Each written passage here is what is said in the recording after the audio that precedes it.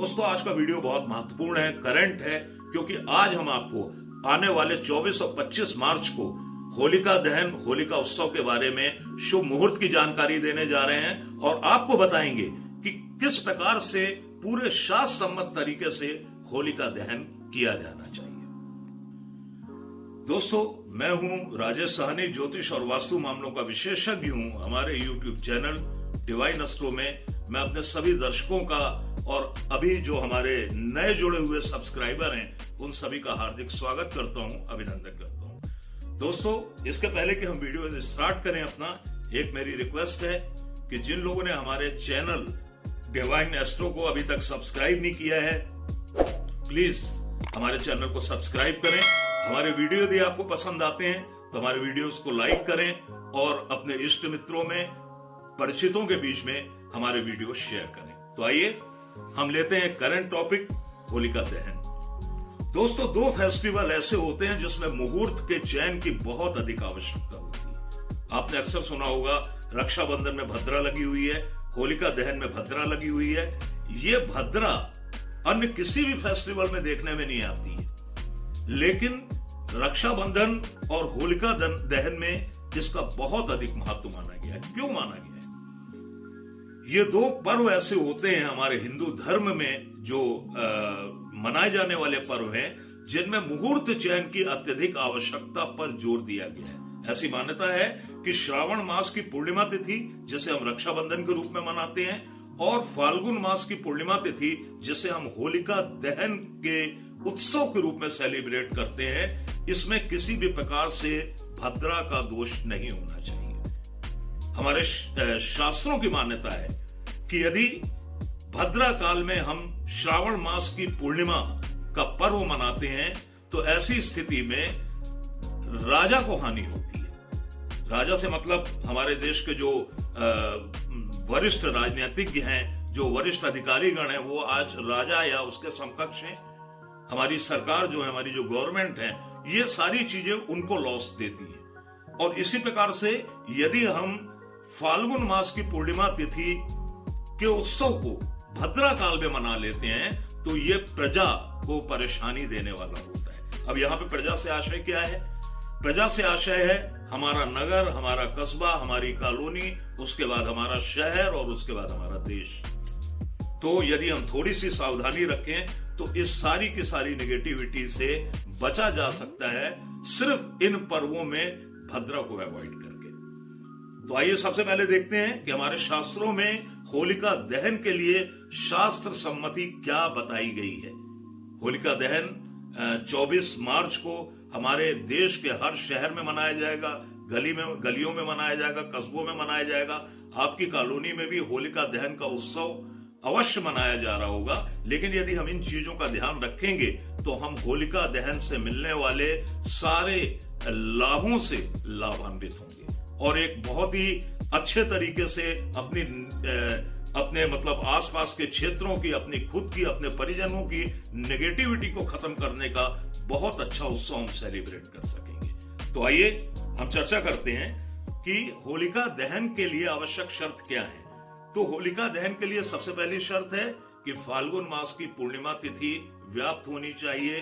कब व्याप्त होनी चाहिए? प्रदोष काल में। प्रदोष काल के बारे में यदि हम चर्चा करेंगे तो वीडियो बहुत लंबा हो जाएगा। हम अपने पिछले वीडियोस में आपको बता चुके हैं कि शाम को सूर्यास्त के आसपास का समय प्रदोष काल माना जाता है। अर्थात जिस दिन प्रदोष काल में फाल्गुन मास की पूर्णिमा तिथि व्याप्त होती है, वो होलिका दहन उत्सव के लिए, होलिका दहन पर्व के लिए श्रेष्ठ माना गया है, शास्त्र सम्मत माना गया है। अब इसके बाद पूर्णिमा तिथि एक हो गई। दूसरी चीज, ये पूर्णिमा तिथि जो पूर्णिमा के पूर्वार्ध में व्याप्त होती है, इसके समय होलिका पूजा और होलिका दहन कदापि नहीं करना चाहिए। इस संबंध में कई मत प्रचलित हैं, जोशियों के बीच में भी, कतिपय विद्वानों के बीच में भी। कुछ लोगों की ऐसी मान्यता है, यहाँ पर पहले हमने जो शास्त्र सम्मति ली है वो ये ली है कि भद्रा रहित प्रदोष व्यापनी पूर्णिमा तिथि होलिका दहन के लिए सर्वोत्तम मानी गई है। यदि भद्रा रहित प्रदोष व्यापनी पूर्णिमा का अभाव हो परंतु भद्रा मध्यरात्रि से पहले ही समाप्त हो जाए, मध्यरात्रि के पहले ही भद्रा का समापन हो जाए, तो प्रदोष के बाद जब भद्रा समाप्त हो जाती है तब ही होलिका दहन करना चाहिए। यहाँ पर एक बात पर ध्यान देना बहुत जरूरी है, प्रदोष काल बहुत इंपॉर्टेंट है होलिका दहन के लिए, लेकिन यदि प्रदोष काल में भद्रा का साया हो तो ऐसी स्थिति में भद्रा के समाप्त होने का इंतजार करने के बाद ही होलिका दहन का उत्सव मनाया जाना चाहिए। ये हमारी शास्त्र सम्मति है। धर्म सिंधु इत्यादि ग्रंथों में इस बारे में व्यापक विवरण मिलते हैं। अब यदि भद्रा मध्य रात्रि तक विद्यमान है, यानी कि रात के 12 बजे तक विद्यमान है, तो ऐसी स्थिति में फिर हमारे लिए एक ऑप्शन दिया गया है कि भद्रा पूंछ, जिसका समय हम आपको आगे बताने जा रहे हैं, इस भद्रा पूंछ के दौरान होलिका दहन किया जा सकता है। भद्रा का पूरा एक शरीर माना गया है, एक पूरा उसका प्रारूप माना गया है, जिसमें उसके पूंछ का और उसके मुख का विशेष महत्व माना जाता है। भद्रा पूंछ में हम शुभ कार्य कर सकते हैं, लेकिन भद्रा मुख में कदापि हमें शुभ कार्य, खासतौर पे होलिका दहन नहीं करना चाहिए।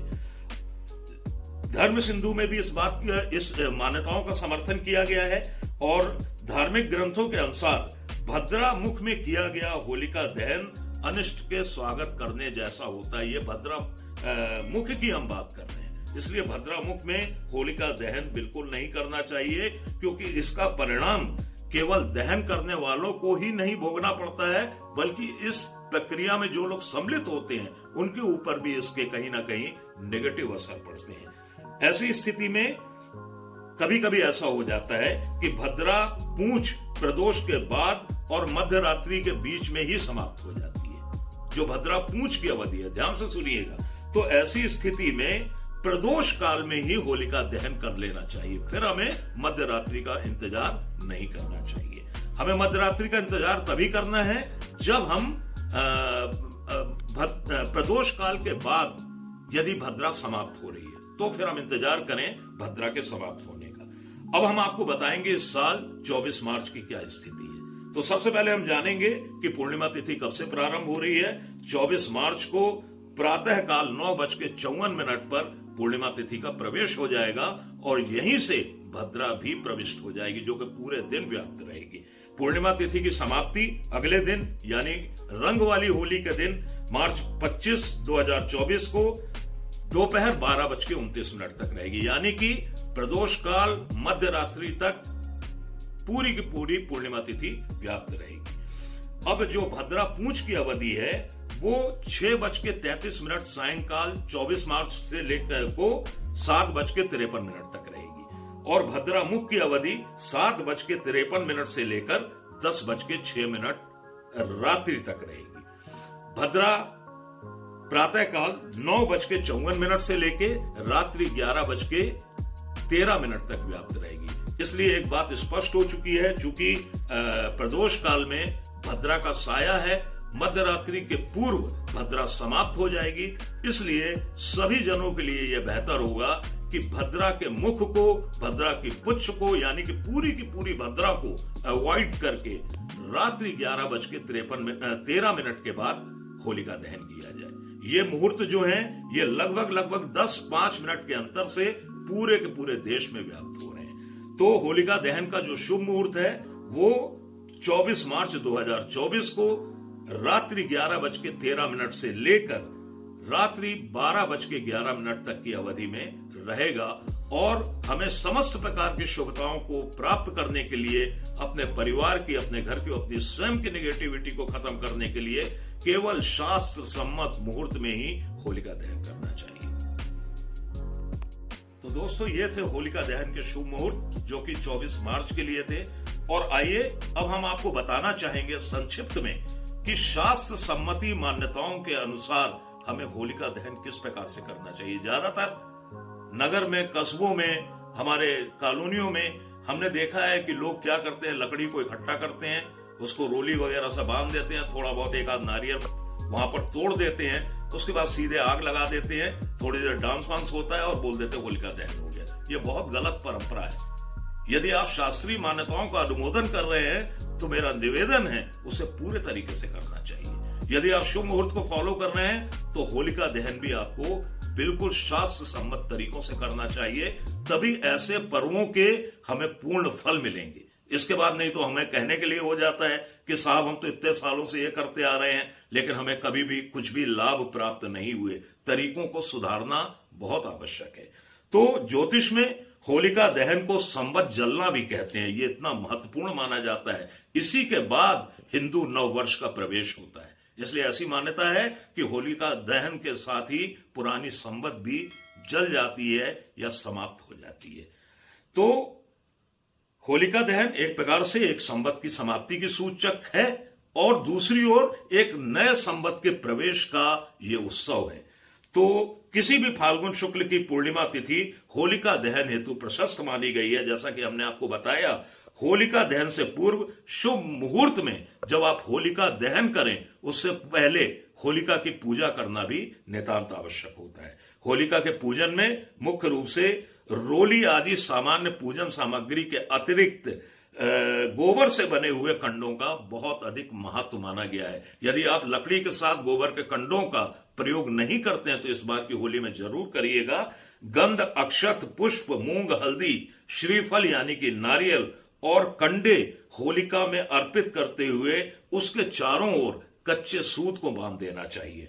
इसके पश्चात होली की जो भी लोग इस फेस्टिवल में शरीक हों, इस फेस्टिवल को मैनेज कर रहे हों, तो वो होली की 3 परिक्रमा करते हुए 1 लोटा जल होलिका के समीप वहां पर चढ़ा दें, जो कि शुद्धता का प्रतीक माना गया है और वरुण देव का प्रतीक माना गया है। होलिका दहन के पश्चात होलिका में कच्चे आम, जो कि अब लगभग थोड़ी मात्रा में ही सही आने शुरू हो गए हैं, नारियल, सप्तधान यानी 7 प्रकार के अनाज और किसी भी प्रकार की नई फसल को आहुति देनी चाहिए उस होलिका में। इसके बाद होलिका के समय हाथ जोड़कर अपनी मनोकामनाएं निवेदित करनी चाहिए और होलिका दहन करना चाहिए। यहां पर हम आपको बताना चाहेंगे कि तांत्रिक कार्यों और तांत्रिक कृत्यों की दृष्टि से भी होलिका दहन को बहुत महत्वपूर्ण माना गया है और होलिका की अग्नि या होलिका दहन का पर्व स्वतः इस मामले के लिए सिद्ध माना गया है। होलिका की अग्नि को अत्यंत पवित्र और दैवीय माना गया है। ऐसी मान्यताएं हैं कि इस अग्नि में अभिचार कर्मों से हमारा तात्पर्य है जो तांत्रिक कृत्य होते हैं उन्हें तक नष्ट करने की सामर्थ्य होती है और हमारे किसी भी प्रकार के अनिष्टों को दूर करने की क्षमता होती है। होलिका दहन में हमारे द्वारा जो भी वस्तु अर्पित की जाती है वो इस भावना के साथ अर्पित करनी चाहिए कि होलिका के साथ साथ हमारी समस्त आपदाएं, हमारी समस्त विपत्तियां, हमारी समस्त नकारात्मक ऊर्जाएं इस होलिका में जलकर स्वाहा हो जाएं। दोस्तों, एक प्रयोग और छोटा सा हम बताना चाहेंगे आपको कि होलिका दहन जब होलिका बिल्कुल ठंडी हो जाए तो उसकी राख जो होती है उसे आप एक डिब्बी में, स्टील की डिब्बी में या कांच की डिब्बी में भर के पूरे वर्ष पर्यंत तक के लिए रख ले। कभी भी छोटे बच्चों को नजर लगती है या फिर आपको ऐसा लगता है कि आपके परिवार में, आपके घर में नेगेटिविटी कुछ ज्यादा हो गई है, तो इस भस्म का छिड़काव कर देने मात्र से काफी आपको राहत मिलती समझ में आएगी। छोटे बच्चों की नजर दोष भी इससे दूर होती है। यहां तक कि बड़ों को भी यदि किसी प्रकार की प्रॉब्लम हो रही हो नजर से संबंधित तो उसके लिए भी बहुत अच्छा प्रयोग माना गया है। दोस्तों, हमारा ये वीडियो आपको कैसा लगा एक कमेंट करके जरूर बताइएगा। आपका एक कमेंट हमें बहुत मोटिवेट करता है। इसी के साथ ही जैसा कि हम आपसे शुरू में भी रिक्वेस्ट कर चुके थे, हमारे चैनल को प्लीज सब्सक्राइब करें। वीडियो पसंद आए तो लाइक करें। बहुत जल्द नए वीडियो के साथ आपसे एक बार फिर मुलाकात होगी। तब तक के लिए राधे राधे, जय श्री कृष्ण।